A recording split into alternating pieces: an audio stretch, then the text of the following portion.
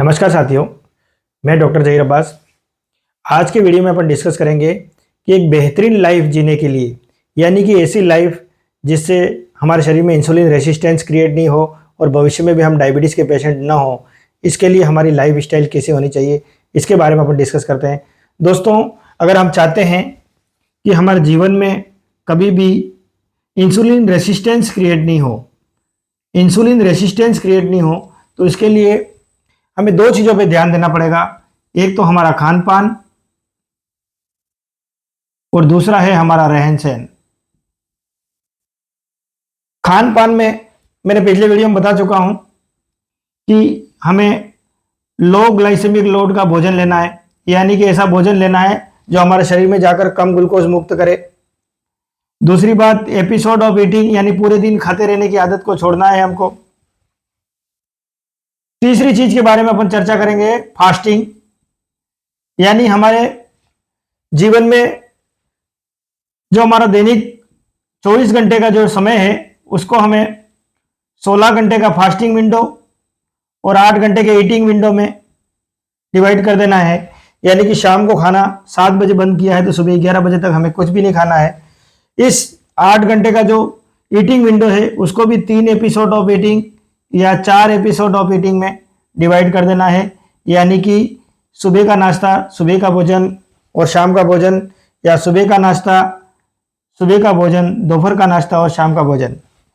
इस तरह से हम हमारा खान पान मेंटेन कर सकते हैं। दूसरी चीज है हमारा रहन सहन। रहन सहन में हमें सेडेंट्री लाइफ स्टाइल त्यागनी पड़ेगी। सेडेंट्री लाइफ स्टाइल का मतलब होता है आलस्यतापूर्ण जीवन। क्योंकि दोस्तों, अगर श्रम का अभाव है, श्रम चाहे शारीरिक हो या मानसिक श्रम हो, जब तक हमारे श्रम का अभाव है तब तक हम हमारे शरीर को इंसुलिन रेसिस्टेंस से नहीं बचा सकते। क्योंकि हमें इंसुलिन के प्रति सक्रियता बॉडी की बढ़ानी है तो हमारे मेटाबॉलिज्म को बढ़ानी पड़ेगी, और मेटाबॉलिज्म को बढ़ाने के लिए हमें श्रम नितांत आवश्यक है। हमारा एक श्रम और हमारे खान पान के अंदर लो ग्लाइसेमिक लोड का भोजन, एपिसोड ऑफ ईटिंग 3 या 4। हमारे 24 घंटों को हमें 2 भागों में बांटना है, 16 घंटे का फास्टिंग विंडो एंड 16 घंटे का ईटिंग विंडो। तो दोस्तों, हम यहां पर बात करते हैं सेडेंट्री लाइफ स्टाइल। जैसे एक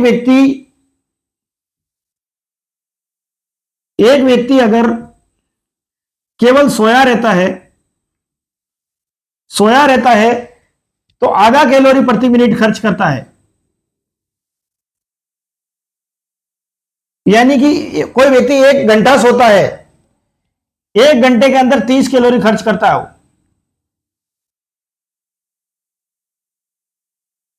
अगर व्यक्ति 12 घंटे तक लगातार सोया रहता है तो 360 कैलोरी खर्च करता है। अब आप देख लीजिए, अगर एक व्यक्ति आलस्यतापूर्ण जीवन त्याग करता है तो उसके शरीर में जो लिया गया कैलोरी है, सुबह से शाम तक का जो भोजन लेता है उसको सही तरह से पचा नहीं पाएगा, और जो कैलोरी बचेगा वो बॉडी में स्टोर होगा। यानी कि मेटाबॉलिक सिंड्रोम उत्पन्न होगा जो हमारे मेटाबॉलिज्म को वीक करेगा या मेटाबॉलिज्म डाउन होगी, जिससे कई प्रकार की मेटाबॉलिक सिंड्रोम बीमारियां उत्पन्न होंगी, जिसको एनसीडीज बोला जाता है। इसलिए जैसे कोई व्यक्ति मॉर्निंग वॉक करता है, 30 मिनट का मॉर्निंग वॉक करता है रोज सुबह, तो क्या होता है, अगर व्यक्ति सोया रहता है तो आधा कैलोरी प्रति मिनट खर्च करता है, अगर बैठता है तो 1.5 कैलोरी प्रति मिनट खर्च करता है, अगर खड़ा रहता है तो 2 कैलोरी प्रति मिनट खर्च करता है, अगर वॉकिंग करता है तो 6 कैलोरी प्रति मिनट खर्च करता है, और जॉगिंग करता है यानी हल्का हल्का दौड़ता है तो 10 से 12 कैलोरी प्रति मिनट खर्च करता है। अगर व्यक्ति सुबह 30 मिनट का मॉर्निंग वॉक भी कर लेता है तो 6 कैलोरी प्रति मिनट के हिसाब से अपन देखें तो 180 कैलोरी प्रति मिनट का बर्न कर लेता है। लेकिन यहां पर भी हमें, क्योंकि इंसुलिन रेसिस्टेंस, जिस व्यक्ति में इंसुलिन रेसिस्टेंस क्रिएट होता है वो व्यक्ति आगे चलकर डायबिटीज मेलाइटस टाइप 2 का पेशेंट होता है। तो तो डायबिटीज मेलाइटस टाइप 2 अपने आप में क्या है? नॉलेज और डिसिप्लिन की बीमारी है। अगर आपको नॉलेज है और आपके अंदर डिसिप्लिन है तो इस बीमारी को आप रिवर्स कर सकते हैं। कैसे? अगर आपको प्रतिदिन 30 मिनट का मॉर्निंग वॉक करते हैं, बहुत सारे व्यक्ति क्या करते हैं, 30 मिनट का मॉर्निंग वॉक करते हैं, 180 कैलोरी जलाते हैं और वहीं पर जब मॉर्निंग वॉक करने जाते हैं तब नाश्ता कर लेते हैं। अगर उस व्यक्ति ने एक समोसा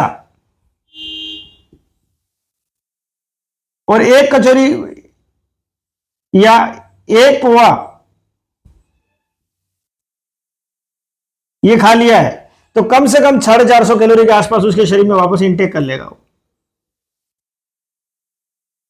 इसलिए हमें यह भी ध्यान रखना है कि हम मॉर्निंग वॉक में जाते हैं तो हमें किसी प्रकार की बाहरी वस्तुओं का सेवन नहीं करना है या हमें फास्ट फूड का सेवन नहीं करना है।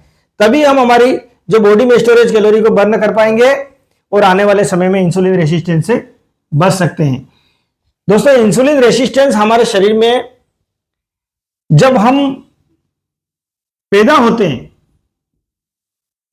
हैं और बड़े होते हैं तब तक जो हमारा खान पान और हमारा रहन सहन होता है उस पर ये इंसुलिन रेसिस्टेंस डिपेंड करता है। क्योंकि आजकल क्या है, वेस्टर्न कल्चर चल पड़ा है गाँव में।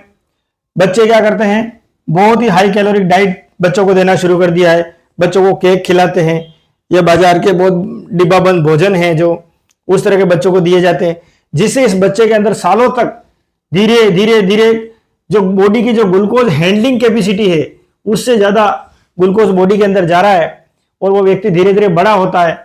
बड़ा होने के बाद में एकदम यंग एज के अंदर उसके अंदर इंसुलिन रेसिस्टेंस क्रिएट हो जाता है और व्यक्ति बहुत जल्दी ही डायबिटीज मेलाइटस टाइप 2 के अंदर चला जाता है। इसलिए हमारे दैनिक रूटीन में वेस्टर्न कल्चर को त्यागना है, प्योर इंडियन कल्चर को अपनाना है। जो हमारे पूर्वज जिस प्रकार का हमारा खान पान रखते थे उस तरह से हमें हमारा खान पान रखना है, हमारा रहन सहन रखना है। क्योंकि दोस्तों, आने वाले समय में अगर हम लापरवाह रहे तो आने वाले समय में इस देश के अंदर डायबिटीज का विस्फोट होने वाला है। सरकार तरह तरह के अभियान चला रही है, तरह तरह के गवर्नमेंट की जो स्कीमें चल रही हैं, जगह जगह आयुष्मान आरोग्य मंदिर स्थापित कर दिए गवर्नमेंट ने। इसका एक ही मकसद है कि लोगों के अंदर जो हमारे देश में एनसीडी से मरने वालों का आंकड़ा 66% है उसको किसी भी तरह से कम किया जाए। दोस्तों, इस वीडियो को आप भी देखें, औरों को भी दिखाएं। जय हिंद, जय भारत।